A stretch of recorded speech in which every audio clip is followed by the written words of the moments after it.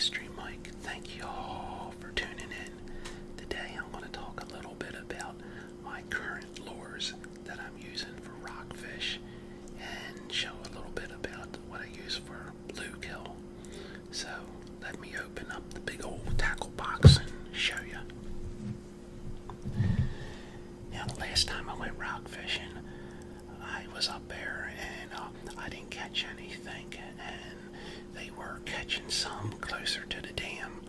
The guys were out with the big surf rods and they were catching them. They were real close to the dam in their waders.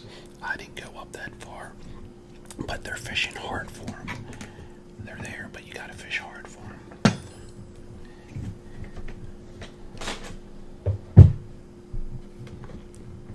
And I'll just show you what I've been using. Now,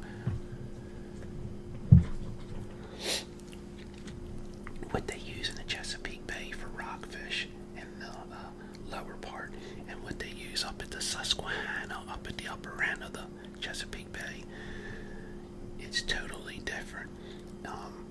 Down the bay, the Chesapeake Bay, towards the bridge and behind the Chesapeake Bay Bridge, and even out further towards getting close towards the ocean, what they use, it's called a umbrella. And what it is, it's a 5 lures, and what it is, it's like a big jig like this, and it's got a skirt on it. Let me show you. Something like this here, the skirt, they'll have these real long, and it will be over this, if that makes sense. Just imagine a big skirt covering all the way down over this, and that would be in the middle of the skirt, and they have 5 of them. And what it is, one in the middle, and then there will be one up in here, one over here, and one down on the bottom, and one over here. In other words, it's 4 of them spread apart, and one right in the middle. And they have a real big bay rod, and you troll. Well, I've done that when I was younger, but I haven't done that for some time. But in the upper part of Susquehanna, where the dam is, and the flats, they use, and I use, big bucktails like this. And what you want to do, or at least I do, I'll put this steel leader on. I'll use this here, and the reason why I'll use this steel leader is because there's a lot of rocks up there, and when those rockfish hit, they hit hard. And if you have string on and it's close to those rocks, when he hits that and grabs and runs, he'll brush that string up against a rock or something, and that's it, it breaks. So if you have a steel leader on here like this, it really helps out a lot to where, you can't break it, you won't lose your fish. But I'm currently using, up in the Susquehanna, a big bucktail like that. Throw it on out. The thing is, you can't let it sink to the bottom because of all the rocks.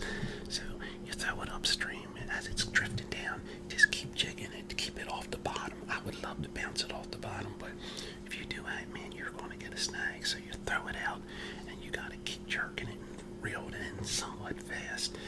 And as it's floating down, as the current's taking it. So that's one of the lures, a big old bucktail. I know this is for bass, and everything we use is for bass, but every now and then I'll even throw out something like that, because that kind of imitates the umbrella thing, except for it's just one. But like this is made up mostly, like I said, for bass and so on and so on, but I'll even use it for rockfish now and then. And this is good for rockfish up in the upper Susquehanna. This is a Tony here, and they usually got these numbered, and I think it says, it's this looks like a number 1 on it. That's the size. But you can even catch a perch on this too. That's a little big for perch. I would go smaller for perch. But anyway, this is a good tony here to use for rockfish, so I currently use that. And then here's another spoon. I'll use this as well. And this here is just a snag guard, so it, if it hits a rock or a log that's jammed up out there, hopefully this will keep it, it slides over like that, and it won't let that hook get caught and snagged. So I currently use that as well. And this lure here, this is another spoon. I like to use that as well. Actually, this is a brand new spoon. I have another one in there. This is a brand new one. I just got this from, I think Dick's, and they even got that little protection on it. So this one never even seen the water yet, but I have another one in there that has. But anyway, that one I use.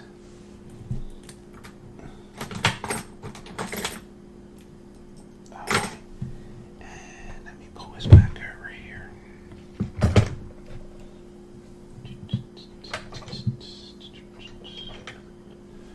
Alright, and then I'll use this here. It's a smaller jig with a grub on it. So I'll use that too. Alright, let me see what I got here. I know I got another one. I bet you I lost that one. Okay. I'll use these heads here, and I'll put a big grub on the end of that. I'll do that. So, let me see what else I got in here that I usually use. I gotta do a video on just straightening out my tackle box. You know how it is when you go fishing. Man, it's like the fish are there, and you're fishing. It's like, well, something happens. You break your line or something. You put a new lure on or something. It's like you never put it back in its right spot, and then everything gets messed up because I'm so excited and into fishing. It's like, oh, I'll put this away. I will do it later. Before you know it, the box gets all messed up. So I gotta organize it. I'm trying to see what else I use here. Well, here's another unit. This one's still got the steel leader on it. That's still got the steel leader on it. And the jig right there like that. That's another one there. But, like I said, I'll put a big grub on it, a big white grub, and I'll use that as for rockfish too. So they're the lures I'm currently using. But I mean, there's several other things you can use, but that's what I've been using. And then for crappie, I'm sorry, not crappie, but for bluegills, when I've been going out for the bluegills, what I've been using is just plain hook and bobber and worm. And it depends where you go. I mean, I'm down like 2 feet. I'm letting it hang, but I mean, that just depends where you go. The way the water is, how deep it is, how clear. You just gotta find the right depth that, those fish are at, depending on the color of the water. If it's dirty, murky looking, or if it's clear, algae, no algae. But I just want to show you.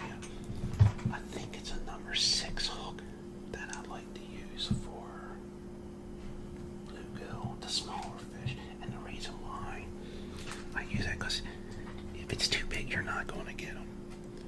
The hook, because they just nibble the worm off. And then if it's too small, they swallow the hook. And I don't like that unless it's okay if you're going to keep them for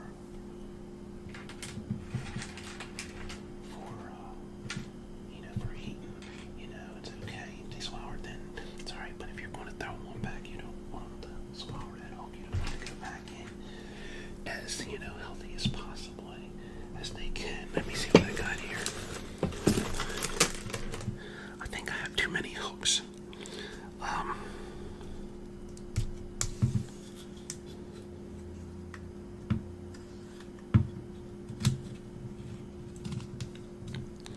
Here in Maryland today, it's a beautiful day. It's nice and breezy. Humidity's down in the upper 70s. And crystal clear blue day, just a beautiful day. Here's about the size I like to use. And that may be a little too big, but what I like about it is that this long shank that comes up. So if it does go in a little deep, I can grab that and take it out of their mouth. But like I said, if it's too big, you ain't going to get them. If it's too small, they swallow it. But I like a hook about that size, and it's probably close to a number 6 hook. And like I said, I like that there, that long shank, because if it gets down in there, you can kind of get it out. But I tell you, it's nothing like catching those bluegills. I'm telling you, that's a lot of fun. If bluegills got a little bit bigger, I think everybody would stop bass fishing and rock fishing and everything else, because those bluegills, for their size, really, really fight good. They're a lot of fun to catch. I just put that back here on the hook organizer. I either got to get another one of these or take some hooks out and put them in my other box. I have another tackle box that, I just put my supplies. If I got too much of something, I put in there until I run out, and then I just go to that box and get them. But anyway, so we got the big bucktail, and I'll go ahead and put that up right there. And then we have this spoon here. And this is a smaller bucktail or jig. I would call this a jig. Put that up there. And then this spoon here. Any nice spoon that shines good. And then these Tonys. These are one of my favorites. These are good. They're really good. Alright, so I'm going to put this right there. And I guess that's about it. Alrighty. Let me close up my box here.